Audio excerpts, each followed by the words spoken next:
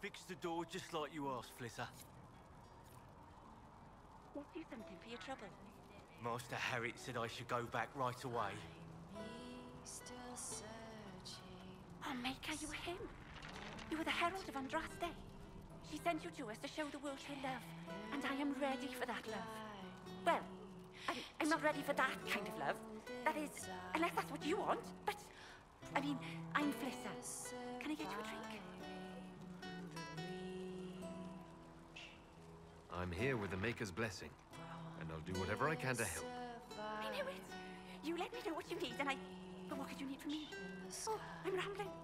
As I said, I'm Flitter. The Inquisition soldiers needed a place to unwind, so Leliana brought me in to set up a tavern. Nothing fancy, but it's safer for the soldiers than looking for trouble in some village.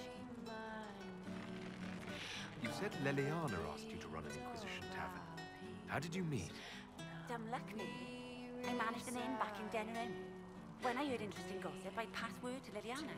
Sometimes it was helpful. She asked if I wanted to own my own tavern, and I said yes. I didn't realize she meant this. What can you tell me about this area? Adan is Haven's apothecary. He's been making potions and tending to the wounded as best he can. Harriet is the Inquisition smith. Whatever he can't make you, Thren the quartermaster can probably find. And for anything fancier, you can try buying some cigarettes. His prices aren't too high. Yeah? Oh, there's also my knave. She studies beasts and things, as I understand. Farewell. Goodbye. Empress of fire, what season may come with fire.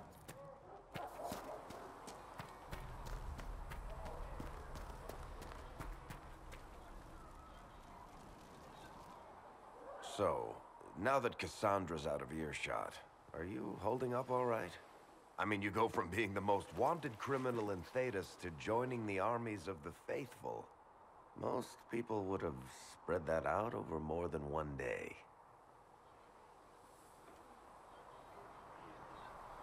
I don't even want to think about how many lives were lost on that mountaintop. A lot of good men and women didn't make it out of there. For days now, we've been staring at the breach, watching demons and Maker knows what fall out of it. Bad for morale would be an understatement. I still can't believe anyone was in there and lived. If it was that bad, why did you stay? Cassandra said you were free to go. I like to think I'm as selfish and irresponsible as the next guy, but this... Thousands of people died on that mountain. I was almost one of them. And now there's a hole in the sky. Even I can't walk away and just leave that to sort itself out. It's pure luck that I escaped. Good luck or bad? You might want to consider running at the first opportunity. I've written enough tragedies to recognize where this is going. Heroes are everywhere. I've seen that. But the hole in the sky... that's beyond heroes. We're going to need a miracle. Need something? I've read your Tale of the Champion, and I have a few questions. That's a pretty common reaction. Go ahead. In the book, you say that first Enchanter Orsino turned himself into a giant monster made of corpses. How? Why? Do I look like an expert on magical weirdness to you? Well, I can't tell you how. For the why, all I can say is he was desperate. There is no way Hawk really could have killed the Arishok. It would have started a war with the Qunari. I was told later that the Qunari disavowed his actions. Apparently, the Arishok didn't get permission before he attacked Kirkwall, and the Qun didn't want another exalted march. When they finally sent a ship to haul the wrecked dreadnought away, they just said, "We will never speak of this again." As far as I can tell, that's the Qun's version of an apology. Where are the rest of Hawk's associates now? Meryl decided to look after the elves left homeless by the fighting. She's done a pretty good job of keeping them away from the mages and Templars, so far. I guess she has plenty of practice avoiding stupid human battles with her old Dalish clan. Fenris has kept himself busy, hunting down the Tevinter slavers who came south to prey on the refugees. I'm not sure exactly where he is at the moment. You can usually follow the trail of corpses, though. Isabella went back to the raiders. She's calling herself an admiral now. I don't know if she's actually in charge or just has a really big hat. Might be the same thing, honestly. Sebastian went back to Starkhaven. I'm sure he's boring all sorts of people there. Hawk's little sister is in the Free Marches, helping some of the other survivors from the Kirkwall Circle. Aveline is still guard captain. I'm pretty sure Kirkwall would fall into the sea if she quit her job. Need something? Can I ask you something, Varric? You want to talk about me? I'm flattered. Also inclined toward extravagant lies. Are you from Ferelden? Or Ley? Free Marches, born and raised in Kirkwall. And despite whatever you've heard, no, Kirkwall's not that bad. I'm not clear on your line of work. You're a merchant. I'm a businessman. My family has a seat in the Dwarven Merchants Guild. Merchants buy and sell goods. Businessmen buy and sell stores. In my spare time, I manage a spy network, and occasionally, I write books. If you've run a spy network, why is Leliana our spy master? To be honest with you, she's just a better spy master. The truly great ones can keep their distance. They don't get attached to their people.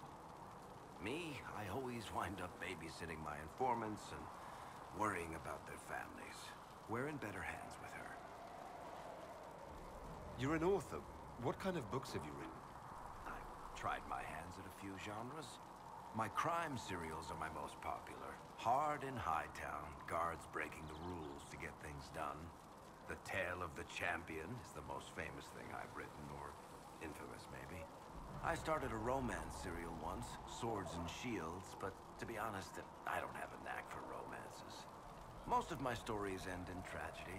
Probably that says something unfortunate about me personally. What sort of shops do you own? Actually, we don't own shops. That was just an example. Mostly we invest in moneylenders. Auction houses, a few mercenary companies, a couple of smithies. I think we own half a beet plantation in Ravane somewhere. Most of that's my brother's doing. Bartrand had business sense. Not much tact, but loads of business sense. How do you and Cassandra know each other? You heard about the Kirkwall Chantry being destroyed?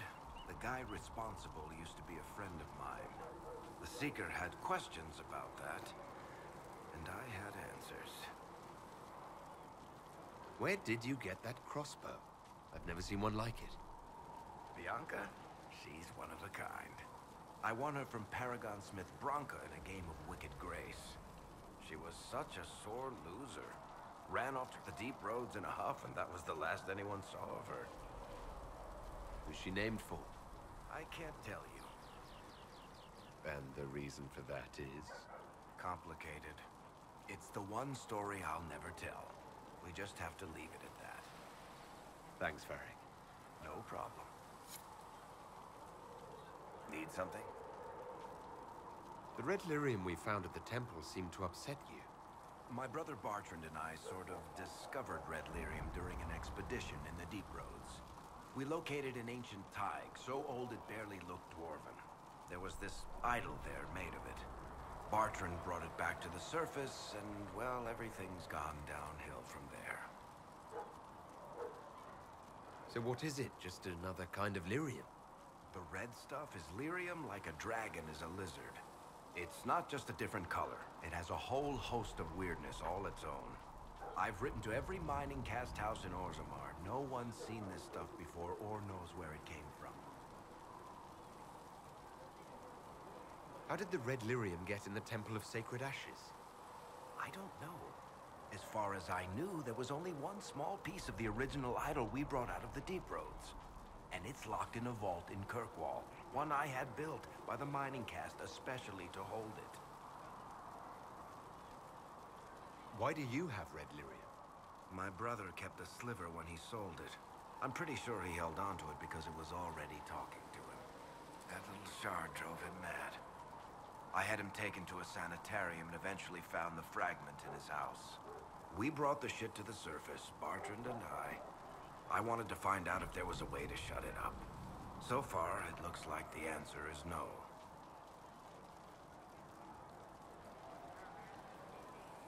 If red lyrium is as dangerous as you say, why do you keep it? I've heard that shit singing to me. I know better than anyone how bad it is.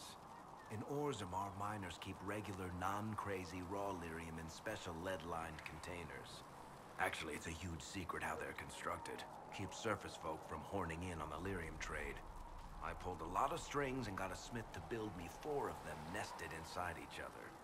Nobody gets to study it up close for more than an hour, and they have to wait a week between shifts.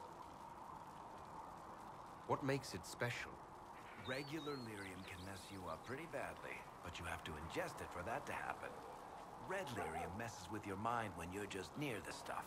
You hear singing, get violent, paranoid, and then it does creepy shit. Makes things float, brings statues to life. I've had a few alchemists studying it in Kirkwall, in shifts. I think that's enough on red lyrium. Yeah, not really my favorite subject. Need something? I want to know more about red lyrium. I'll tell you what I can. I think that's enough on red lyrium. Yeah, not really my favorite subject. You bet.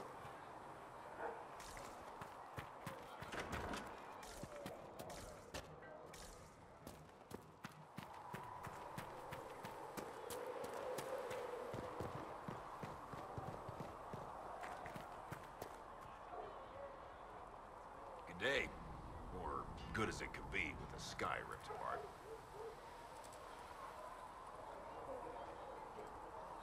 You must speak with most everyone here. How are people doing? Hope and fear in equal measure. No one really knows what it means when an Inquisition is called. Yet. I imagine it's no better for you. You've got my sympathies, for what it's worth. What kind of person stays to run a shop at a time like this? The kind with nowhere else to go. Those blasted demons destroyed most of my goods. If I stay here, work some contacts, I can start rebuilding. Maybe, just maybe, help you folks out in the process. Can I see what you have for sale? Of course. My wares are at the table.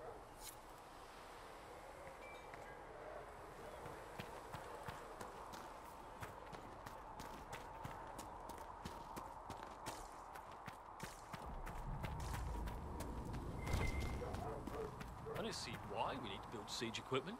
We're not laying siege to anything. That's an excellent point, Recruit.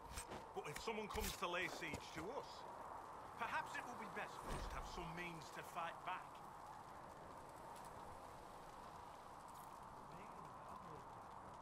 Yes, sir. Sorry, sir.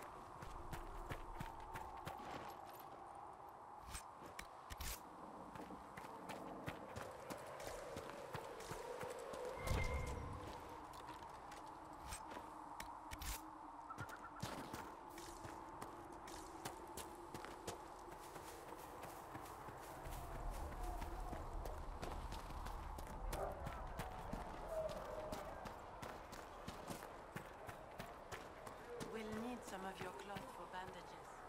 And how much mutton you sell? Can you really put a price on the love of Andraste? You had granted them power over the very Fade itself, though they sang hymns of praise unending, though they could do anything. See reason, listen. We cannot stay here. Why not? Because we're Templars. What does that even mean anymore? That we splinter and fight amongst ourselves instead of protecting the mages? Better that than stay here with this Inquisition. You're awfully quick to dismiss the people who saved your life, Matrin.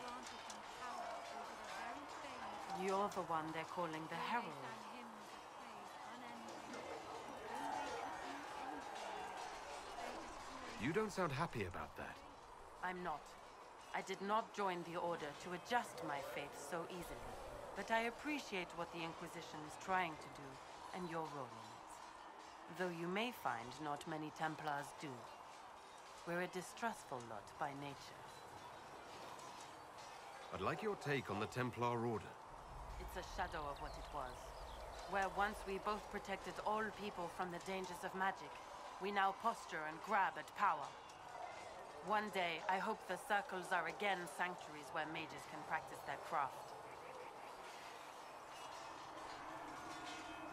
You're not going to rejoin the Order? When the temple went up, your forces rescued those few of us still alive. My life is a debt I intend to repay, however I can. Do you have any idea what caused the explosion? No, I'm just a recruit. Belief and faith doesn't get you closer to the important meetings. Though that distance did save my life. How did you come to be a Templar? It seemed the right thing to do. My family are tradesfolk in Denerim. I could have become a cobbler like my father, but this seemed better. It's a chance to uphold the Chantry's laws and help the mages through a troubled time. Not every Templar feels that way. I know. Power can corrupt. It's a delicate balance. One person trying to do something can make a difference. You should keep that in mind, Harold. I will talk to you later. Walk in the Maker's grace.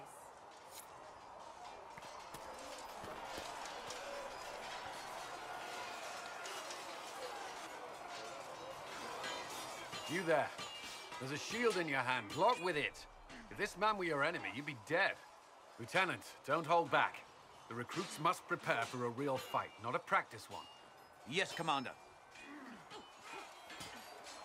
We've received a number of recruits. Locals from Haven and some pilgrims. None made quite the entrance you did. I just hope I can help. As do we all. It is enough that you would try. I was recruited to the Inquisition in Kirkwall myself. I was there during the Mage Uprising. I saw firsthand the devastation it caused. Sir. Cassandra sought a solution. When she offered me a position, I left the Templars to join her cause. Now it seems we face something far worse.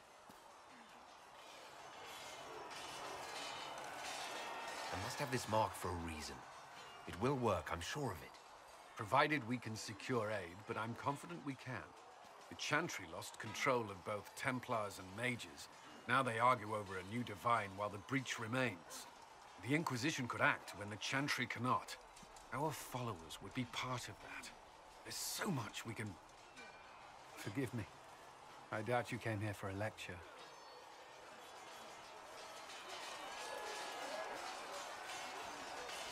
You understand our situation. I appreciate your opinion. Look around. Our people are well organized and committed. Despite what the clerics think, we are in the best position to help. There's still a lot of work ahead. Commander, Sir Raiden has a report on our supply lines. As I was saying.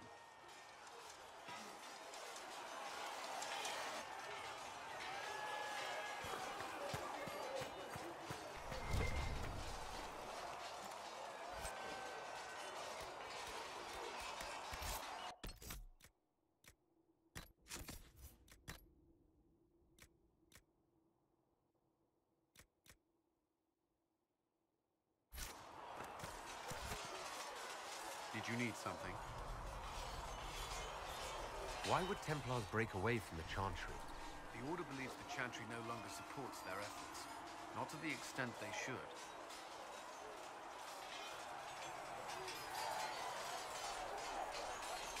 But the Templars have served the Chantry for ages. And in that time, they've come to take the Order's services for granted. Templars risk their lives against blood magic, demons, abominations, to feel as if those efforts are dismissed. I may disagree with the Order's actions, but I'm here as proof of that. And I sympathize with their frustrations. Is there anything I should know? Not at present. What do you think of the people you work with? Who do you mean? What do you think of our ambassador? We have little in common. How she delights in meeting with nobles all day is beyond me. But I enjoy working with her. How do you like working with Leliana? The Inquisition would not exist without her. I may not always agree with her methods, but she's more passionate about our cause than anyone. Cassandra may have declared the Inquisition publicly. Liliana is just as responsible for its formation. Are you satisfied with the Inquisition's forces? Our numbers are small, but they suit our needs for the time being. Some Templars have joined us instead of following the Order. They've proven invaluable in training new recruits. I should let you get back to work. Was there something you needed? I'd like to know more about the Templars. If you need insight into what the Order is doing now, I'm afraid I can't offer more than you already know. Anything else, I will answer as best I can. Why did you join the Order? I could think of no better calling than to protect those in need. I used to beg the Templars at our local chantry to teach me. At first, they merely humored me. I must have shown promise, or at least a willingness to learn. The Knight Captain spoke to my parents on my behalf. They agreed to send me for training. I was 13 when I left home. 13? That's still so young. I wasn't the youngest there. Some children are promised to the Order at infancy. Still, I didn't take on full responsibilities until I was 18. The Order sees you trained and educated first. What about your family? Did you miss them? Of course, but there were many my age who felt the same. We learned to look out for one another. Do the Templars do anything besides hunt mages? Templars protect against the dangers of magic. Before the Order left the Chantry, that meant serving in a circle. They were also tasked with tracking apostates or fighting demons inevitably summoned by the weak or malicious. What do you think of mages? Are they all a threat? I've seen the suffering magic can inflict. I've treated mages with distrust because of it, at times without cause. That was unworthy of me.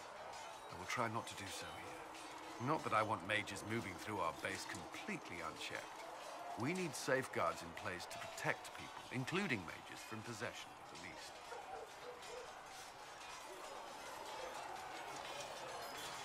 You've lived in the Circle. What was a typical day for a Templar there? Typical? The last time I was in a circle was right before it fell apart. Nothing was typical. Before that, then? Certain rituals require a full guard. A mage's howling, for instance. I've attended a few. Most of the time, you merely maintain a presence, on patrol or in the circle, ready to respond if needed. Mages pretend to ignore that presence, but they're watching you just as closely. The Templars and mages never speak to each other. Some do, but Templars are supposed to maintain a certain distance from their charges. If a mage is possessed or uses blood magic, you must act quickly, without hesitation. Your judgment cannot be clouded. Of course, ignoring one another does nothing to foster understanding. What does Templar training involve? There is weapon and combat training. Even without their abilities, Templars are among the best warriors in Thedas. Initiates must also memorize portions of the Chant of Light, study history, and improve their mental focus. Did you enjoy your training? To learn everything. If I was giving my life to this, I would be the best Templar I could. You were a model student. I wanted to be. I wasn't always successful. Watching a candle burn down while reciting the Chant of Transfigurations wasn't the most exciting task. I admit, my mind sometimes wandered. Do Templars take vows? I swear to the Maker to watch all the mages, that sort of thing. There's a vigil first. You're meant to be at peace during that time, but your life is about to change. When it's over, you give yourself to a life of service. That's when you're given a filter, your first draft of lyrium and its power. As Templars, we are not to seek wealth or acknowledgement. Our lives belong to the Maker and the path we have chosen. That's all I wanted to know. Thank you. Another time, then. Was there something you needed? I should get to know you better. We're working together after all. What would you like to know? All right. Where are you from?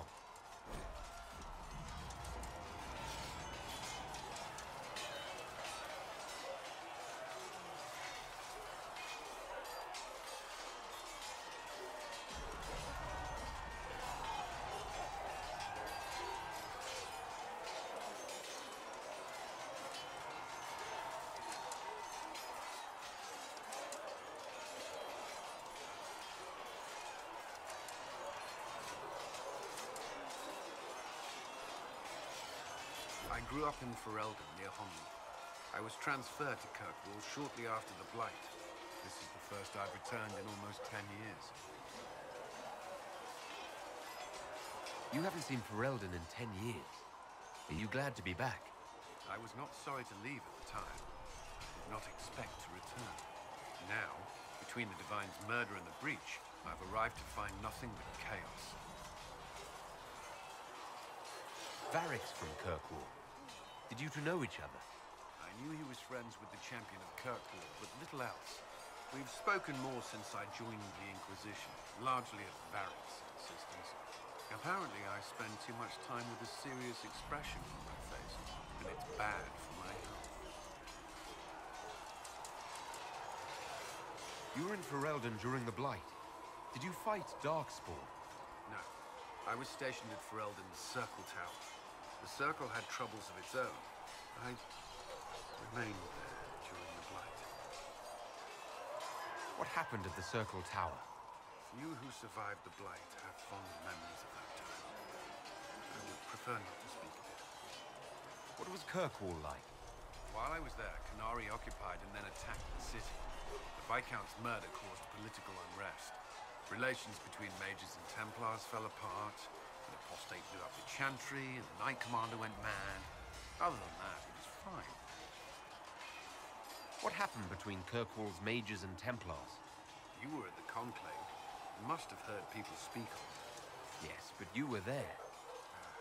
There was tension between mages and Templars long before I arrived. Eventually, it reached a breaking point. There was fighting in the streets. Abominations began killing both sides. It was a nightmare. What happened then? The Templars should have restored order, but Red Lyrian had driven Knight Commander Meredith mad. She threatened to kill Kirkwall's champion, turned on her own men. I'm not sure how far she would have gone. Too far. So you opposed her? I stood with the champion against her, in the end. I should have seen through Meredith sooner. I'll let you return to your work. Should you require anything, I'll be here.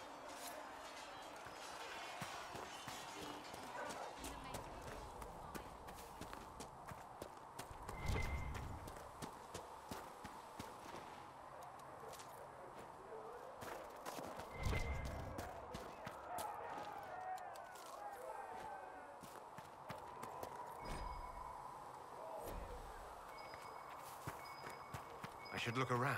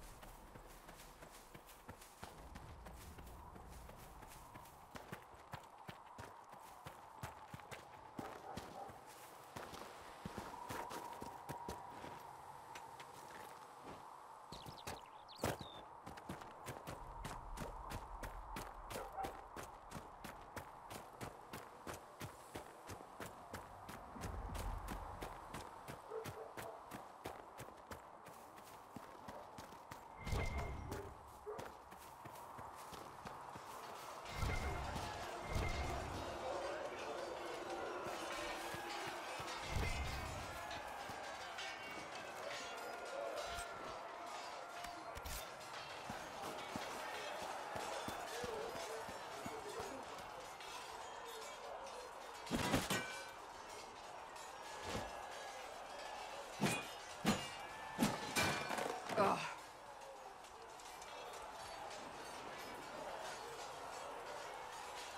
Worried? Is it that obvious? I'm afraid so. Did I do the right thing? What I have set in motion here could destroy everything I have revered my whole life. One day they may write about me as a traitor, a madwoman, a fool, and they may be right. What does your faith tell you? I believe you are innocent.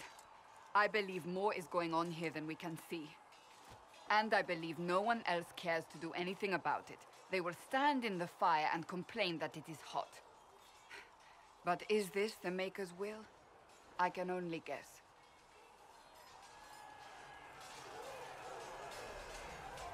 You don't think I'm the Herald of Andraste? I think you were sent to help us. I hope you were. But the Maker's help takes many forms. Sometimes it's difficult to discern who it truly benefits, or how. What's going to happen now? Now, we deal with the Chantry's panic over you before they do even more harm. Then we close the breach. We are the only ones who can. After that, we find out who is responsible for this chaos, and we end them. And if there are consequences to be paid for what I have done, I pay them. I only pray the price is not too high. You didn't have any choice. Didn't I?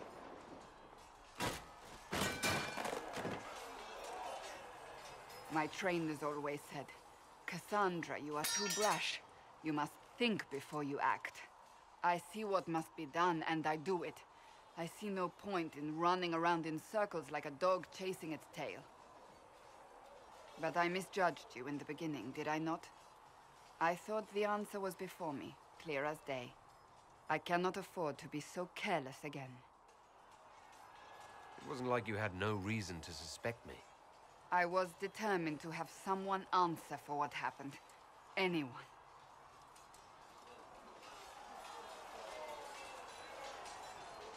You've said you believe you're chosen. Does that mean you believe in the Maker? I believe he exists. That's comforting. Surely the Maker put us both on this path for a reason. Now it simply remains to see where it leads us.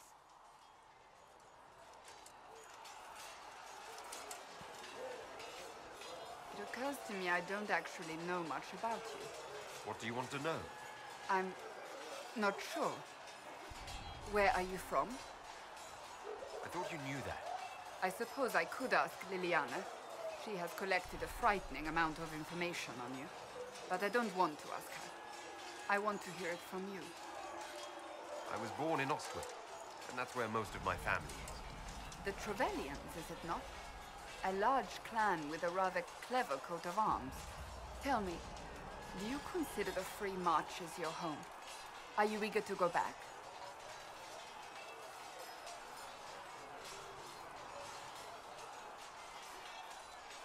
Wherever I am is home enough for me. That's how I feel now, after years of tending to business for the Divine. I'd like to get to know you better. You would? Is that a problem? Not entirely. I'm just curious as to your motivation. No motivation beyond making things between us less... Antagonistic? Exactly. As you wish.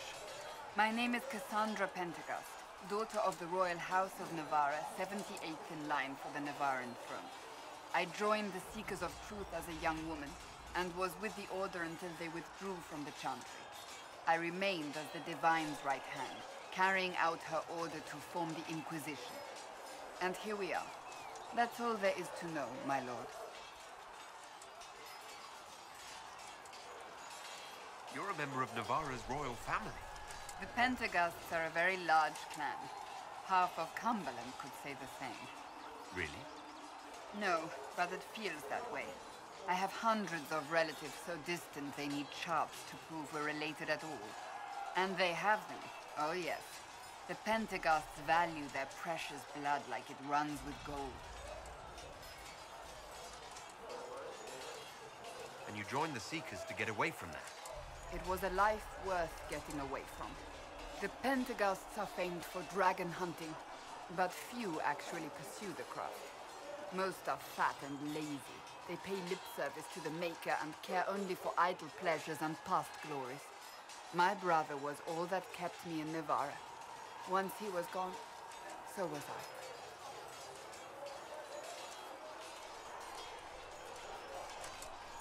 You don't seem to like your homeland much. My family polluted it for me. What little I saw of my homeland was through the bars of a gilded cage. My uncle treated me like a porcelain doll to be placed on a shelf and dusted only when necessary. Thus I did not see Navarra, the real Navarra, until much later. By then I realized I knew it not at all. Your uncle? What about your parents? They had the misfortune of taking the wrong side in the second attempt to overthrow King Marcus. The king executed them, but spared my brother and I since we were family, and children at the time. Thus we were raised by my uncle, a mortalitasi who preferred the company of his corpses to the living. Your uncle was a mortalitasi? A death mage. He still is. My countrymen do not burn the dead, they bury them in special crypts. The mortalitasi supervise the crypts, like priests. Uncle Vestalis oversees the grand necropolis. Navarrans spend more time honoring dead relatives than they do with living ones. It is odd to be so fascinated with death and its trappings. I will never understand it. So you were the right hand to the Divine? To Divine Justinia, yes. And Divine Beatrix before her, in fact. The position is normally reserved for Templars of the Knights Divine, but my circumstances were unusual. Unusual how? You don't know the story? Thank the Maker.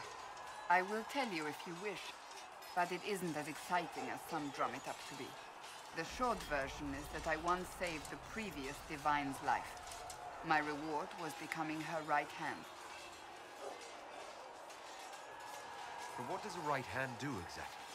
What is your hand capable of? It gives, it takes, it beckons. It makes a fist. Liliana and I extended the Divine's reach beyond the Grand Cathedral. We went where she could not.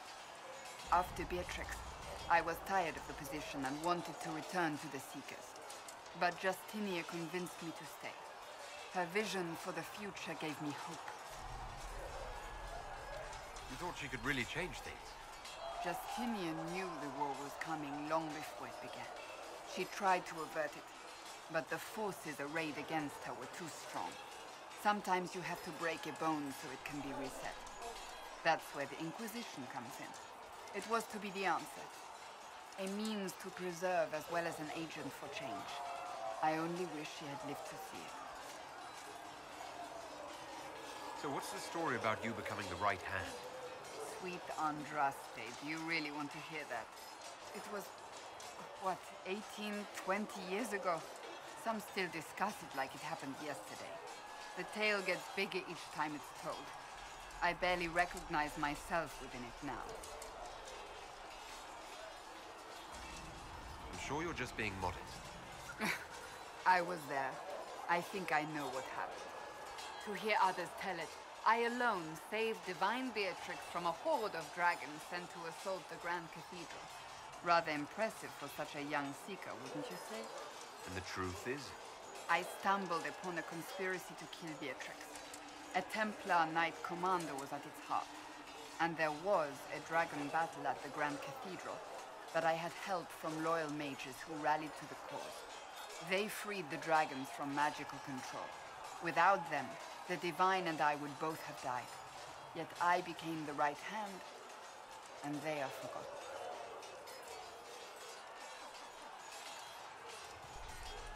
What happened to the mages that helped you? They went back to their circles, with rewards and privileges and most holy's gratitude. Many of them died at the conclave. I think you're a hero, no matter how you downplay it. Fine. But it was 20 years ago. I will not rest upon my laurels. Tell me about your brother. Anthony was older than I, a dragon hunter, who showed what a Pentagast could truly be. I idolized him. I wanted to hunt dragons as he did, even though our uncle forbade it. Anthony promised to train me in secret. We would hunt together one day, brother and sister, vanquishing the beasts of old. And then he died on me. I'm sorry. I shouldn't have pried. No, it's fine. A group of apostates wanted dragon blood, and wanted Anthony to get it for them. He refused, and they killed him for it. In front of me. I begged the Chantry to let me become a Templar. Instead, they sent me to the Seekers. It took many years to let go of my drive for vengeance. I think I understand how you felt. At times I could not breathe. The rage nearly choked me. I sometimes wonder how different my life would be if Anthony was still alive. Would I be a dragon hunter? Married to some noble fool, a mother of 3? I cannot say. I take solace in believing the Maker has a plan, but he is not always kind. I'll let you get back to work. Greetings.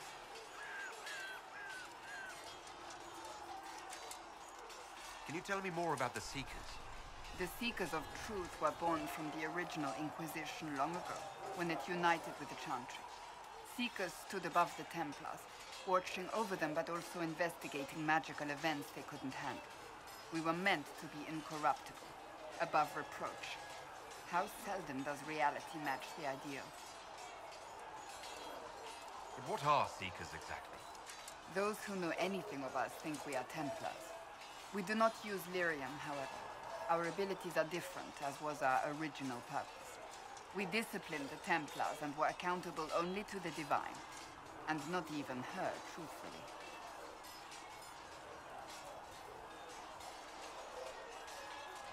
So nobody ever watched over the Seekers?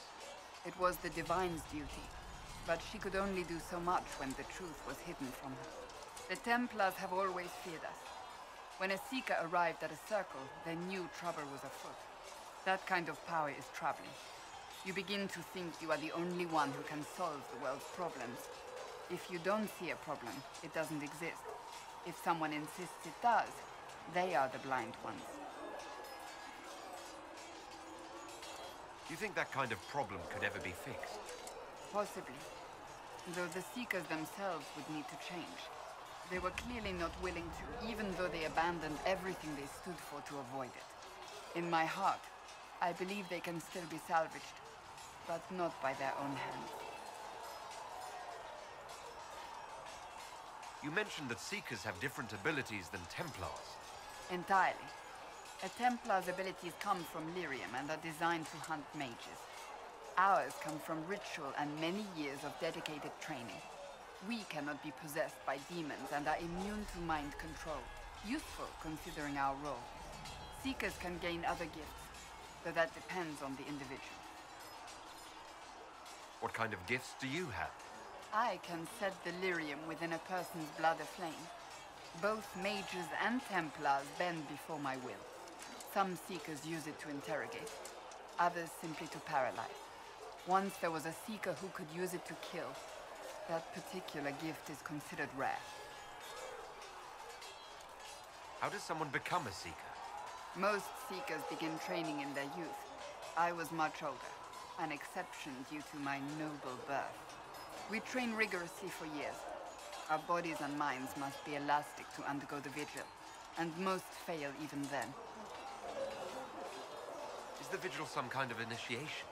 It is the rite every Seeker must go through in order to summon their gifts. A full year of fasting, prayer, and separation from all distractions, including other people. We empty ourselves of all emotion, focusing only on the purity of our devotion. And the moment it finally ends, it's wonderful. Faith realized. I cannot put it into words. I wish I could experience that. If the vigil was not so arduous, I'd say more should attempt it. What if mages never needed to fear possession by demons? I'm told it is impossible, however. I suppose I'll never know the truth of it now. Why did your order turn against the Chantry? We originally united with the Chantry through a treaty that stated they would keep mages under control. It was felt Most Holy had tacitly allowed the Circle of Magi to vote on its independence, thus breaking the treaty. The Seekers saw themselves as justified, and they led the Templars into a war of righteousness. You sound like you disagree. We knew what was happening at Kirkwall, where the Mage Rebellion began. We looked into reports of Knight Commander Meredith's harsh treatment of her charges years earlier. But we found so many shocking cases of magical corruption, it was decided her actions were justified. If we'd been there when it happened, if we'd looked harder at the root causes,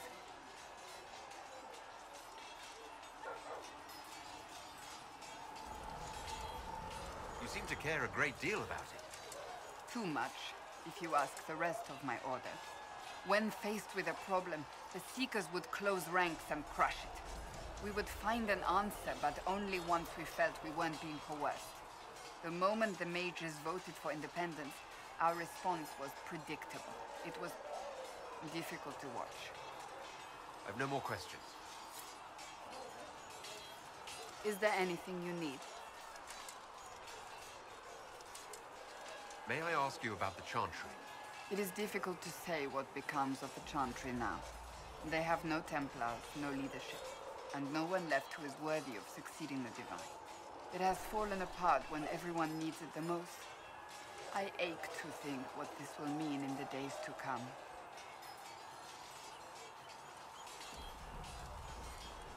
Do you really believe the Chantry is worth preserving? If you ask my opinion, it is. Absolutely. Cast the Chantry aside and new problems replace old ones. We will have learned nothing from history. The people need stability, and the Chantry needs a new purpose. Andraste had a dream for us. It can still be achieved. So what should that new purpose be? A dedication to what is truly important. Instead of building cathedrals and sewing gowns for the Divine, the Chantry used to spend its coin feeding the poor. If we are to spread the Maker's word across the world, we must do so with open hearts and open hands. That sounds rather idealistic of you. Does it? I do not think it's so unachievable. The Chantry has many good, honest people. They just need direction and inspiration. They need to be freed from centuries of adherence to tradition and ceremony. A chance for renewal is at our fingertips. It does not have to come with utter chaos. What influence does Chancellor Roderick really wield? He's a bureaucrat, responsible for communicating the Divine's will to the rest of the Chantry. Therefore, he's accustomed to the clerics hanging on his every word, hoping his influence will benefit them. Despite that, Roderick is not a bad man. He's frightened, and believes his place is to fill the gap left by Most Holy's death. Some might agree. As far down the chain of command as he is, there is no one left above him. How big a problem could he be? No more than he is already. He sent his message to the College of Clerics. That is the only card he had to play. Dealing with him further only lends him credibility he doesn't deserve. Will the Chantry replace Divine Justinian? They will try. Once the priests withdraw for the Grand Consensus, it is against Chantry law for them to emerge without naming a new Divine. Sometimes it takes days, or weeks, or even months. The problem now is that no clear successor to Justinia exists. All worthy clerics died with her at the Conclave. So what happens if they can't agree on someone? Theoretically, they will argue until exhaustion takes them or they see reason. Practically, however, if the Grand Consensus goes on too long, the Chantry will crumble.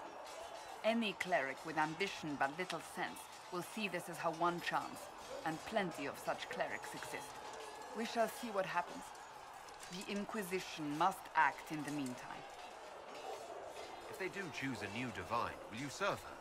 That depends on whether she would have me. I am a rebel now, remember? And even if she would, Do not know. It would depend on what type of divine she is. I am no longer in a position to follow blindly, and no new divine could expect such obedience now. I'm surprised you rebelled against the Chantry. I left my own order when they took the wrong path. It is no different. But in neither case did I stop caring. Indeed, I care so much that I feel drastic action is necessary. I suppose history shall one day judge my actions. Thank you.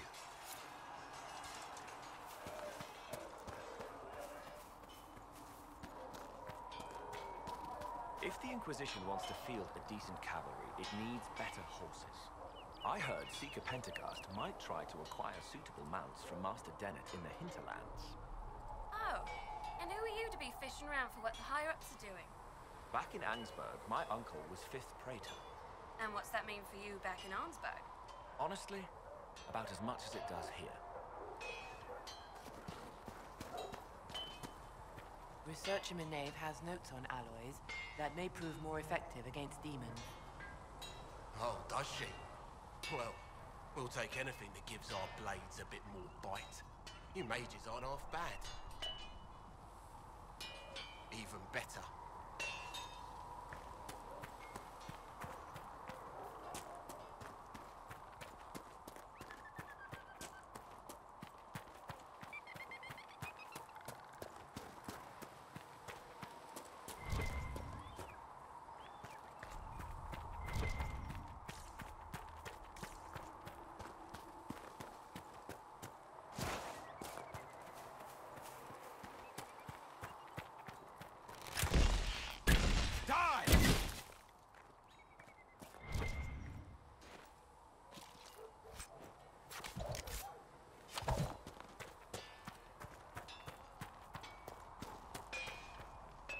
Flissa thought you and your men might be working up a thirst.